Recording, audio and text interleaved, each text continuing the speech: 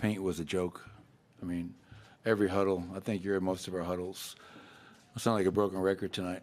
Every huddle was paint, paint, paint. And game 3, they had 70. We found a way to win. And tonight they had 72. They had 42 at halftime.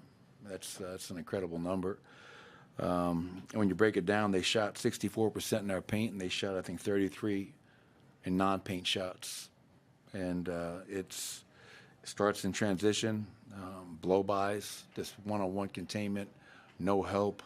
And I just didn't think we had the requisite physicality or urgency. You know, this did not seem like a closeout game. And give them credit. You know, their backs were against the wall, and they came out and handled their business. And so now everybody can stop talking about the 11-0, and we have a chance to go home in front of the best fans in the world and try to close the series out.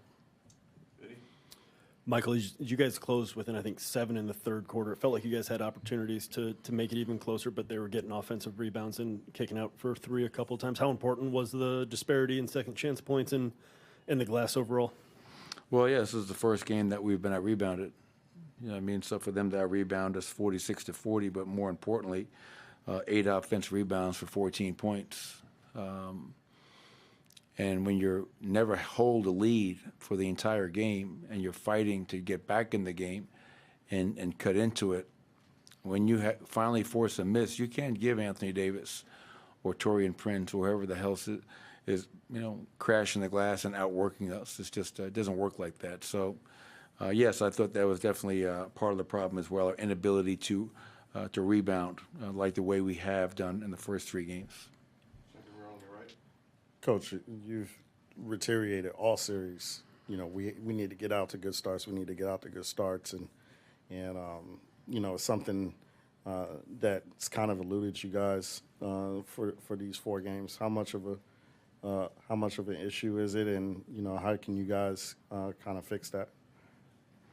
Well, I think the bigger issue for tonight is that we just weren't ready to play, and not just because of the scoreboard, but the ease in which they scored. And the very first basket they scored was a walk-in layup. That set the tone for the whole night. And it was LeBron James getting downhill to his left hand to finish. And, that was kind of unfortunately, an ominous sign for what was to come because they scored 70 more points after that. So that's what I'm more concerned about is that as the series is going on, we're getting away from understanding that this is transition, this is paint. It's not play calls, and tonight, obviously, we didn't have that.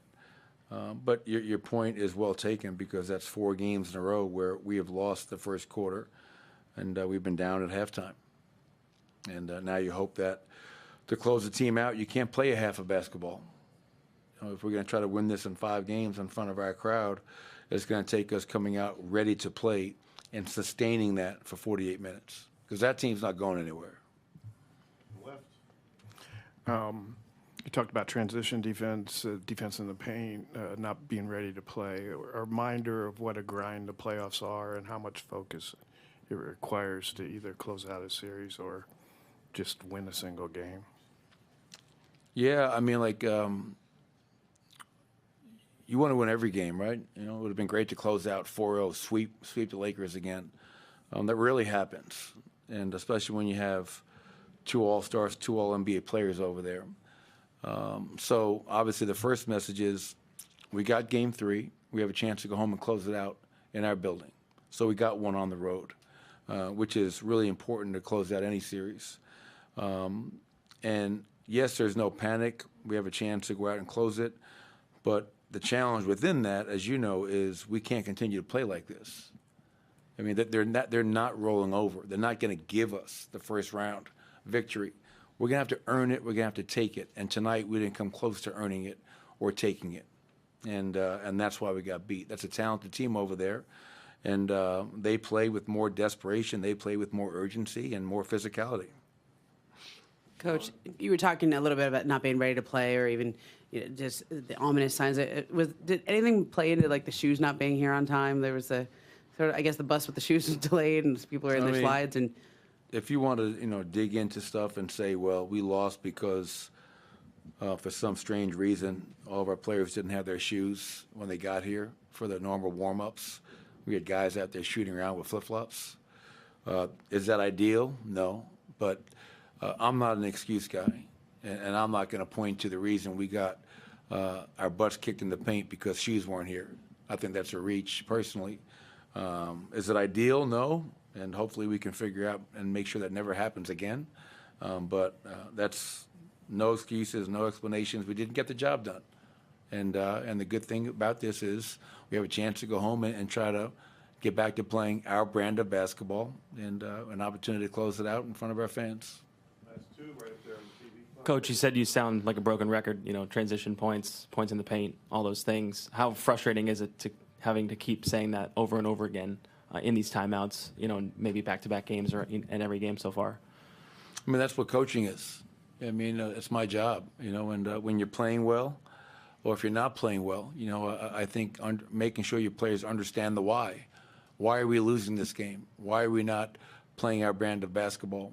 And obviously you would hope at some point guys are hearing the message and they're able to go out there and do something about it. And tonight, that just wasn't the case. And, our guys are a pretty honest group. I think they know tonight was not our best game. And it's really easy to stay together after a win. Everybody's, feeling good. The music is playing. Everybody's high-fiving. It's a challenge to stay together after a disappointing loss. But we're a connected group, and we'll go home, we'll watch the film, and we'll be ready come whenever the Game 5 is. That's one on the left there. Coach, were you surprised that you guys did not come as ready to play as you hoped you would?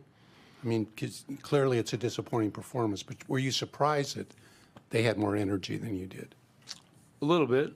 Yeah, I mean, like you go back to last season, I think going into tonight's game, I think we were 11-1 in our last 12 playoff games. And last season, in closeout games, aside from the Minnesota series, we went 3-1. And our guys attacked those opportunities. And I just didn't feel, and again, watching the film will help, I just didn't feel we had that same tenacity, that same desperation or urgency, whatever you want to call it.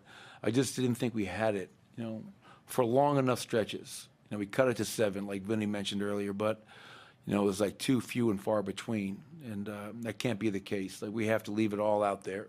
If you play 42 minutes, you play 10 minutes. Go out there and leave it all out there, and when you do that, good things usually happen. Thanks, everybody. Appreciate it.